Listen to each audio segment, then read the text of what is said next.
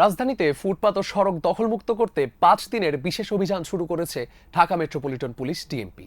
কিন্তু Dhaka medical college হাসপাতাল সংলগ্ন এলাকায় দেখা যায় উচ্ছেদের একদিন পেরোতেই সেখানে আবারও ফুটপাত ও সড়ক দখল করে বসেছে ভ্রাম্যমাণ দোকান। ফলে ঢাকা মেডিকেল সংলগ্ন রাস্তায় আবারও তৈরি হচ্ছে যানজট। এমনকি দীর্ঘ সময় সেই যানজটে আটকে আছে রোগী বহনকারী অ্যাম্বুলেন্সও। গত বৃহস্পতিবার অভিযানের দ্বিতীয় দিনে ঢাকা মেডিকেল এলাকায় 6টি প্রতিষ্ঠানকে মোট 20,000 টাকা জরিমানা করা হয় এবং একজনকে আটকও করা হয়। তবে অভিযান শেষ হওয়ার অল্প সময়ের মধ্যেই বদলে যায় দৃশ্যপট।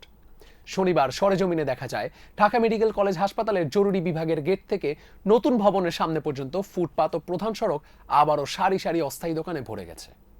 ভ্যান, ফুটকার্ট এবং রং বেরঙের ছাতায় সয়লাব পুরো রাস্তা।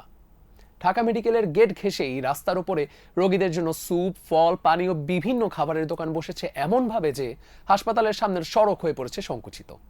একদিকে মেডিকেলের বিপরীতে সারি করে পার্ক করে রাখা অ্যাম্বুলেন্স, অন্যদিকে ভ্রাম্যমাণ দোকানে দখল হয়ে যাওয়া রাস্তা, সব মিলিয়ে সেখানে তৈরি হচ্ছে যানজট ও দুর্ঘটনার ঝুঁকি। এমনকি হাসপাতালের ভেতরে অ্যাম্বুলেন্স ঢোকা ও বের হতেও বেগ পেতে দেখা গেছে। স্থানীয়দের কাছে অবশ্য এই দৃশ্য নতুন নয়। তাদের ভাষ্য, অতীতেও বহুবার উচ্ছেদ অভিযান হয়েছে, কিন্তু কিছুদিন পরে আবার আগের অবস্থায় ফিরে আসে। বার্ন ইউনিট সংলগ্ন মোড়ে দায়িত্ব পালনকারী এক ট্রাফিক সদস্য একই অভিজ্ঞতার কথা জানান। তিনি বলেন, উচ্ছেদ করে দেওয়া হয় ঠিকই, কিন্তু আবার বসে যায়। চোর পুলিশের মতো খেলা চলে।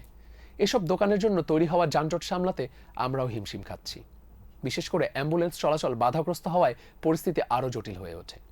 অন্যদিকে দখলদারদেরও রয়েছে নিজেদের যুক্তি। ভ্রাম্যমাণ এক ফল বিক্রেতা বলেন, রোগীরাই তো আমাদের কাছ থেকে কেনে, আশেপাশে কোনো মার্কেট নেই, আমরাই তাদের সুবিধার জন্য বসি। এ প্রসঙ্গে ডিএমপির অতিরিক্ত কমিশনার ট্রাফিক মোহাম্মদ আনিসুর রহমান বলেন, উচ্ছেদের পর কেউ পুনরায় দখল করলে আদালতের দ্বারস্থ হওয়ার বিষয়টি গুরুত্বের সঙ্গে বিবেচনা করা হচ্ছে। তার ভাষায়, কোনোভাবেই জনসাধারণের জন্য নির্ধারিত ফুটপাত ও সড়ক অবৈধ দখলে রাখতে দেওয়া হবে না। তবে নগর পরিকল্পনাবিদরা বলছেন, উচ্ছেদের পরও ভ্রাম্যমাণ দোকান বারবার ফিরে আসার ঘটনাটি দীর্ঘদিনের একটি কাঠামোগত সমস্যারই প্রতিফলন। শুধু উচ্ছেদ অভিযান চালিয়ে এই সমস্যার স্থায়ী সমাধান সম্ভব নয়, বরং হাসপাতাল সংলগ্ন এলাকায় রোগীদের প্রয়োজনীয় পণ্য ও সেবার জন্য নির্দিষ্ট ও অনুমোদিত দোকান বা সার্ভিস ব্যবস্থা গড়ে তোলার পরামর্শ দিচ্ছেন বিশেষজ্ঞরা।